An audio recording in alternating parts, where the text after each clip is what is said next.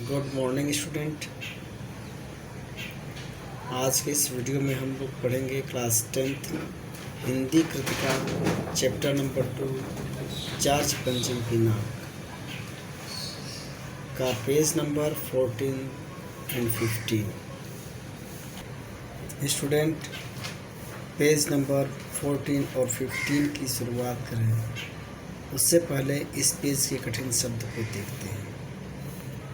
यह है स्टूडेंट कठिन शब्द राजधानी। राजधानी, इजाज़त, इजाज़त, स्वागत, स्वागत, सार्वजनिक, सार्वजनिक। स्टूडेंट इससे पहले की वीडियो में हम लोगों ने देखा था कि मूर्तिकार जॉर्ज पंचम की प्रतिमा पर नाक लगाने और उसकी तलाश के लिए वह सभी प्रदेश का दौरा करता है। उन प्रदेशों के महापुरुषों उन प्रदेश के महापुरुषों की प्रतिमाओं की नाकों को टटोलता है, तलाशता है। महाराष्ट्र, बंगाल, बिहार, उत्तर प्रदेश, पंजाब, कर्नाटका, उड़ीसा सभी होते हुए वहाँ के महापुरुषों के नाकों के तलाशते हुए अंत में लौटकर दिल्ली आता है। वह पाता है कि सभी महापुरुषों की नाक जॉर्ज पंचम की नाक से बड़ी है। अंत में वह बिहार सेक्रेटेरिएट के सामने 1942 में शहीद हुए बच्चों की प्रतिमाओं की नाक लेने जाता है। देखता है कि उन बच्चों की नाक भी जॉर्ज पंचम की नाक से बड़ी है। तो स्टूडेंट इन महापुरुषों के नाक, यहाँ तक कि बच्चों के नाक बड़ी होने के माध्यम से लेखक के यह बताना चाहता है कि हमारे देश के महापुरुष, यहाँ तक कि छोटे बच्चों का भी सम्मान जॉर्ज पंचम के सम्मान से ज़्यादा है। आइए स्टूडेंट अब शुरू करते हैं पेज नंबर 14 एंड 15। तो स्टूडेंट हम लोग यहाँ से पढ़ेंगे जहाँ से मैंने कलम का पॉइंट रखा है और इसके आगे देखते हैं। राजधानी में सब तैयारियाँ थी। जॉर्ज पंचम की लाट को मलमल कर नहलाया गया था, रोगन लगाया गया था। सब कुछ हो चुका था, सिर्फ नाक नहीं थी। बात फिर बड़े हुक्कामों तक पहुंची, बड़ी खलबली मची। अगर जॉर्ज पंचम की नाक न लग पाई तो फिर रानी का स्वागत करने का क्या मतलब। यह तो अपनी नाक कटाने वाली बात हुई। लेकिन मूर्तिकार पैसे से लाचार था। स्टूडेंट मैंने लेकिन मूर्तिकार पैसे से लाचार था को अंडरलाइन किया है। इसलिए अंडरलाइन किया है क्योंकि लेखक बार बार मूर्तिकार की वास्तविक स्थिति पर व्यंग करता है। तो मूर्तिकार पैसे से लाचार था, यानी हार मानने वाला कलाकार नहीं था। एक हैरतगंज ख्याल उसके दिमाग में खो था और उसने पहली वाली शर्त दोहराई। जिस कमरे में कमेटी बैठी हुई थी उसके दरवाजे फिर बंद हो गए और मूर्तिकार ने अपनी नई योजना पेश की। चूँकि नाक लगाना एकदम ज़रूरी है, इसलिए मेरी राय है कि 40 करोड़ में से कोई एक जिंदा नाक काट कर लगा दिया जाए। बात के साथ ही सन्नाटा छा गया। कुछ मिनटों की खामोशी के बाद सभापति ने सबकी तरफ देखा। सबको परेशान देखकर मूर्तिकार कुछ हचकिचाया और धीरे से बोला, आप लोग क्यों घबराते हैं? यह काम मेरे ऊपर छोड़ दीजिए। नाक चूमना मेरा काम है, आपकी सिर्फ इजाज़त चाहिए। कानाफूसी हुई और मूर्तिकार को इजाज़त दे दी गई। अखबारों में सिर्फ इतना छपा कि नाक का मसला हल हो गया है और राजपथ पर इंडिया गेट के पास वाले जॉर्ज पंचम की लाट के नाक लग रही है।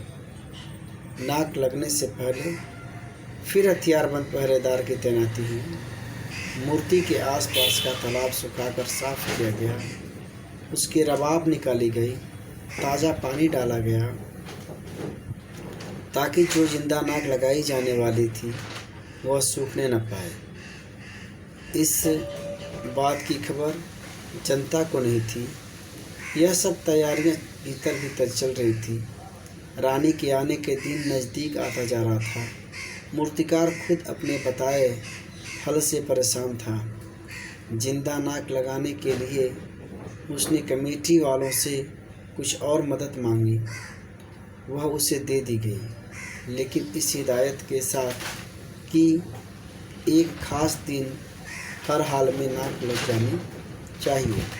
और वह दिन आ गया। जॉर्ज पंचम की नाक लग गई। सब अखबारों ने खबरें छापी कि जॉर्ज पंचम की जिंदा नाक लगाई गई है, यानी ऐसी नाक जो कतई पत्थर की नहीं लगती। लेकिन उस दिन के अखबारों में एक बात और करने की थी। उस दिन देश में कहीं भी किसी उद्घाटन की खबर नहीं थी। किसी ने कोई फीता नहीं काटा, कोई सार्वजनिक सभा नहीं हुई, कहीं भी किसी का अभिनंदन नहीं हुआ, कोई मानपत्र भेंट करने की नौबत नहीं आई थी। किसी हवाई अड्डे या स्टेशन पर स्वागत समारोह नहीं हुआ, किसी का ताज़ा चित्र नहीं छपा। सब अखबार खाली थे। पता नहीं ऐसा क्यों हुआ। नाक तो सिर्फ एक चाहिए थी, और वो भी बुद्ध के लिए। तो स्टूडेंट्स, आपने देखा कि मूर्तिकार जॉर्ज पंचम की प्रतिमा पर नाक लगाने के लिए चौथा विकल्प सुझाता है। क्या सुझाता है? कि परेशान होने की कोई ज़रूरत नहीं।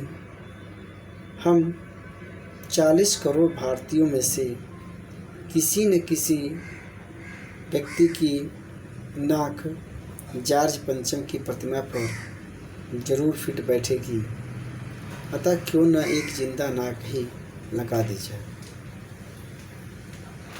सभा 1 मिनट के लिए सकते में आई, फिर इजाज़त मूर्तिकार को दे दी गई इस हिदायत के साथ कि एक ख़ास दिन नाक की व्यवस्था हो जानी चाहिए।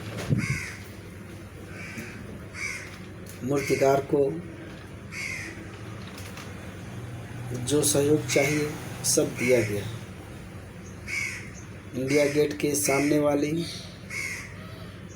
जॉर्ज पंचम के लाट के आसपास के तालाब को सुखाकर उसके रबाब निकाला गया, उसमें ताज़ा पानी भरा गया ताकि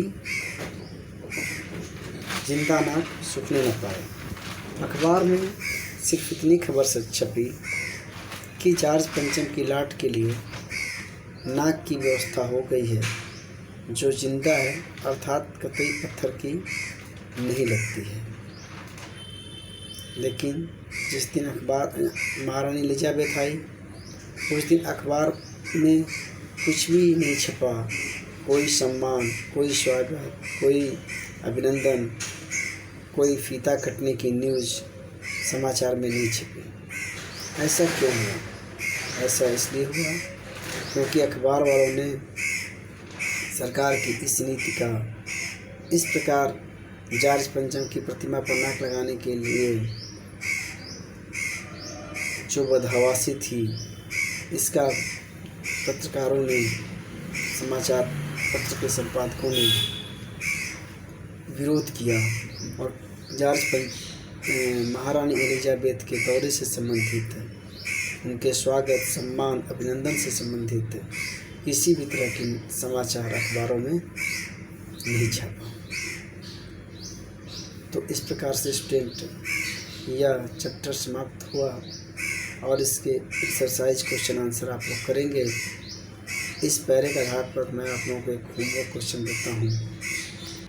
ये स्टूडेंट होमवर्क क्वेश्चन, जॉर्ज पंचम की लाट पर जिंदा नाक लगाने के लिए किस प्रकार की तैयारियां की गई। जॉर्ज पंचम की लाट पर जिंदा नाक लगाने के लिए किस प्रकार की तैयारियां की गई।